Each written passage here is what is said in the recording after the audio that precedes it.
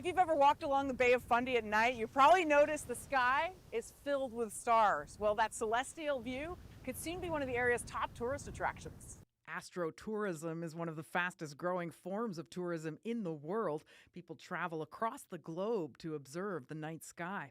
Astrophotographer Stéphane Picard says one of the best places to do that is the Fundy coast. If planets are out, we'll look at planets. If the moon's out, we'll look at the moon. But the really neat, exciting stuff beyond Saturn and Jupiter is galaxies and nebulas and star clusters, which is usually stuff you can't see. Brightness of the night sky is measured on the Bortle scale, which runs from 1 to 9. The Fundy St. Martin's area is rated around 2, making it one of the darkest places in the world.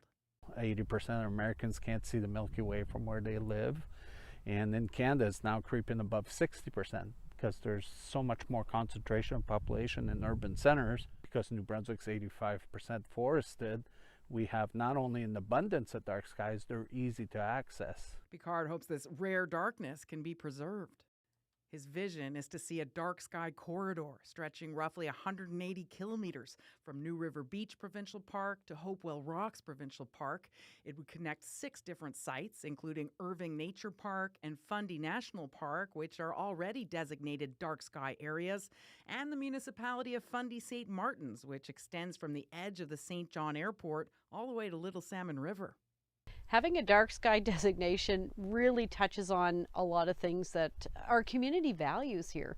Elaine Shannon says one of the reasons she moved to St. Martin's from Rothsay is the dark sky. She and Picard are part of a committee trying to earn the community dark sky designation.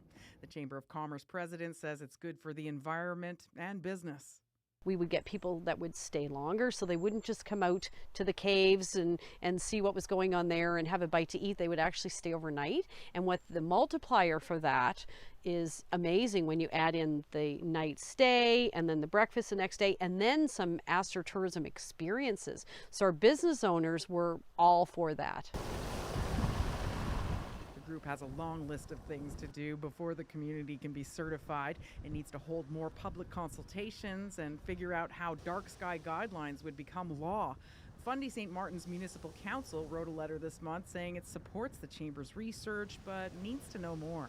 If it ever was to become a bylaw, how do we enforce that? How do we measure that? So there's a lot of questions yet. Right now, the municipality thinks the changes would mainly apply to new developments and says it'll base its decision on public feedback. Proponents say it wouldn't cost much. Businesses can put hoods over lights so they don't point up to the sky and use softer colored bulbs. The province says it's also working with Picard to see what it would take to have its parks on the Bay of Fundy declared dark sky preserves and says it supports Fundy St. Martin's efforts to do the same.